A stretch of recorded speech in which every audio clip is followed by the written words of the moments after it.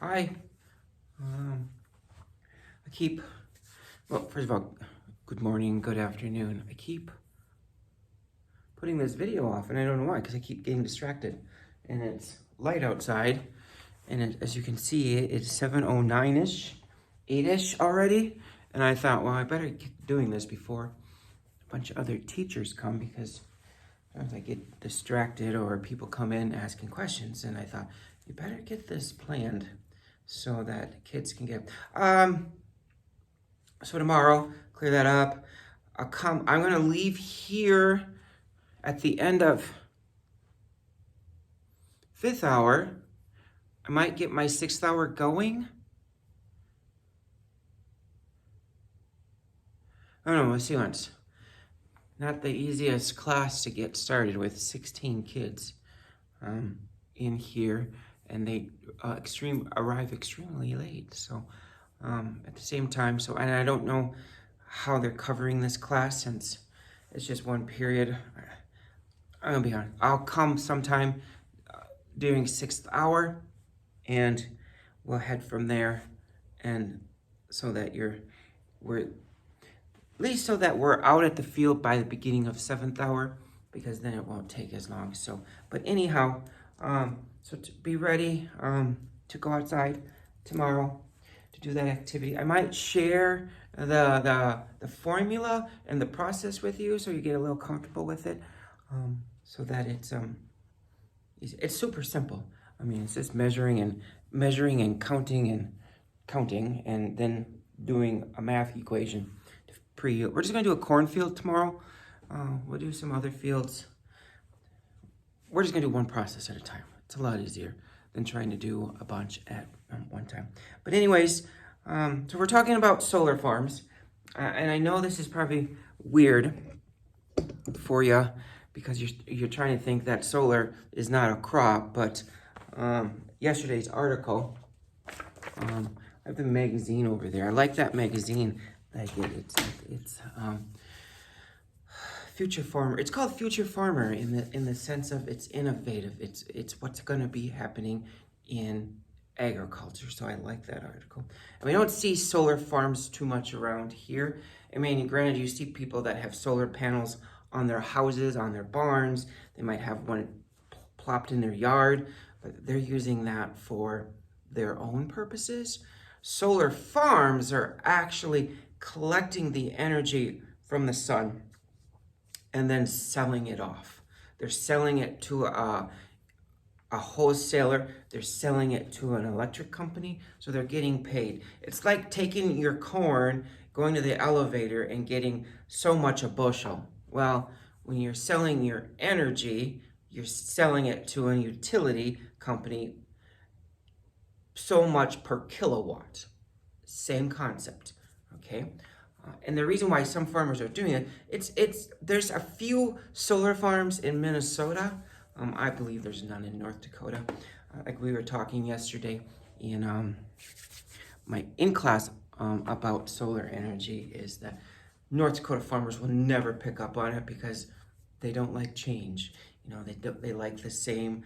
They grow the same crops every year. They raise the same animals, which is fine.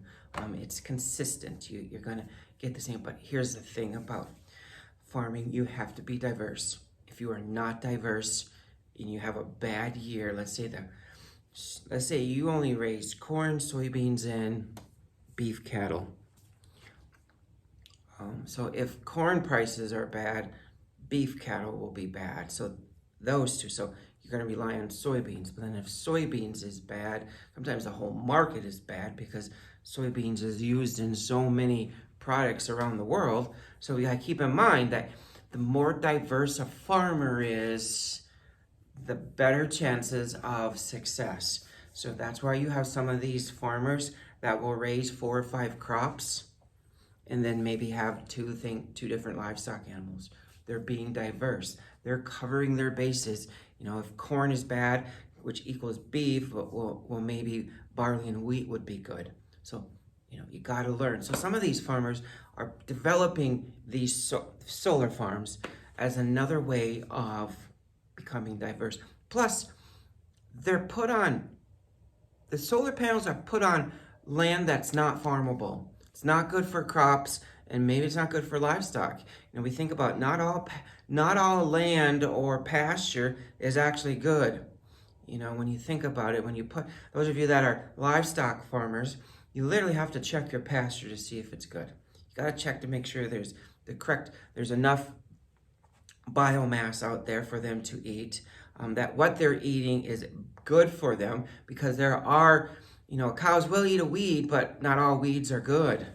You know, some weeds cows like the taste of them, but in the end, they just don't, they might be a poison. So we got to keep that in mind. So a lot of this is going on farmland that's not suitable for raising crops or on livestock.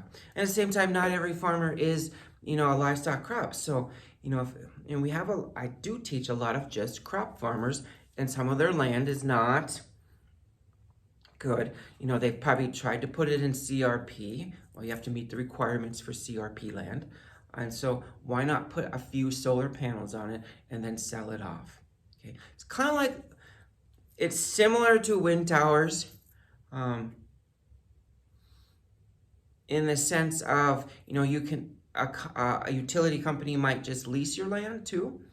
And so they're paying you. So you could be making money like a wind tower, but you don't have to maintain it, or you could go the route of becoming your own solar farm.